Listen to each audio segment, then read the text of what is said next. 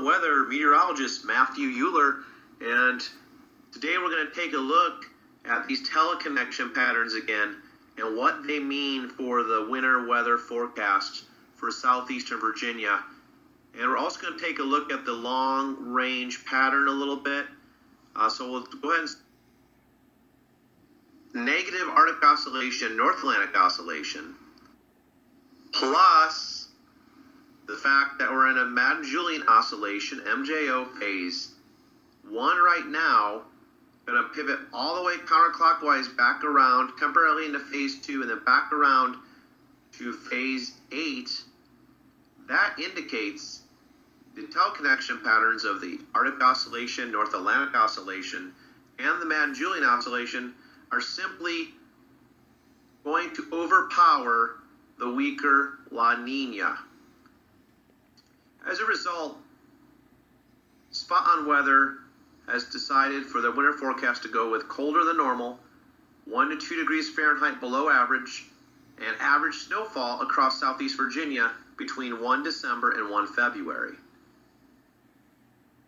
So it looks like it's going to be a very wild ride here across the east. A lot colder than last year.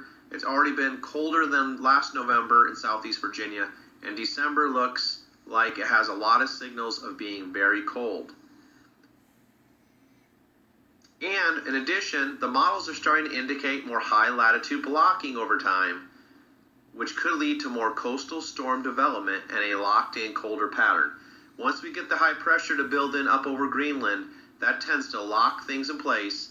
You get this deep trough with a lot of cold air that pours down into the eastern United States, into southeast Virginia, and the pattern becomes stagnant because the high pressure, high latitude blocking over Greenland will not allow that trough to move off the coast. Kind of keeps it stagnant. All right, so now I want to take a look at a couple charts. I really like to use the 300 millibar as well as the 850 millibar charts. The 300 millibar chart on the left indicates basically where the polar front jet stream is located at 30,000 feet. I again want to emphasize this meridional or wavy, very wavelength, short wavelength type pattern. With this type of pattern, you're going to see a very fast progression of low pressure systems or storms from west to east across the United States. You're going to see where you have the dips in the jet stream. The lowest points is where the coldest air is located. In this case, on the left, I've outlined where the polar front jet stream, the axis of it is. And by this Sunday, southeast Virginia is going to be basically cold air will be draining into the base of this long wave trough into our area, and it's going to be very cold. It will usher in the coldest air of the season so far to southeast Virginia. In fact, we only expect highs on Sunday and Monday to be near 50 degrees after morning lows in the 20s into lower 30s. On the right, you see 850 millibar temperatures. That's the main thing I want you to focus in on. The purple shading indicates where the temperatures are the coldest. The yellows and greens indicate where temperatures are the warmest. So we have a major Arctic type outbreak that's going to already spill in here. And that's what happens with this wavy meridional pattern. You get these quick pushes, 1 to 2 day pushes of very cold air. They move out, we get this little ridge of high pressure that builds in, warms things up, and then here comes another major trough and very cold temperatures. Here's out to the 25th of November.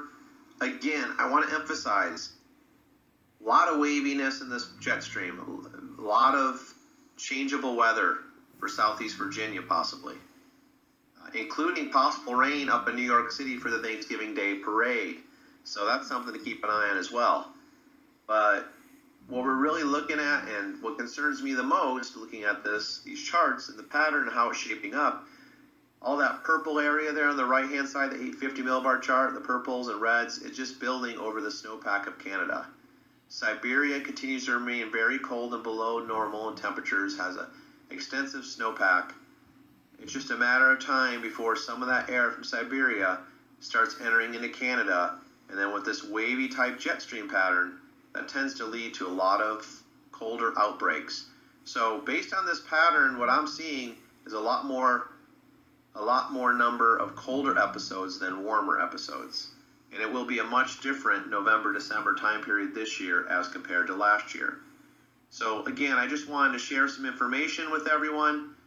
I will be putting out a winter forecast. Hopefully I'll get that done this weekend at some point. We'll continue to update you on the weather. Right now in southeastern Virginia, it's a great mild afternoon, 63 degrees here at Spot On Weather Studios. Looking to be dry the rest of the day today on Thursday. Tomorrow, Friday, looks great. Saturday looks great. And then the strong cold front pushes through southeast Virginia on Saturday night. And temperatures will be much, much different with strong cold air advection, strong northwest winds comes basically Saturday night overnight while we're sleeping and Sunday.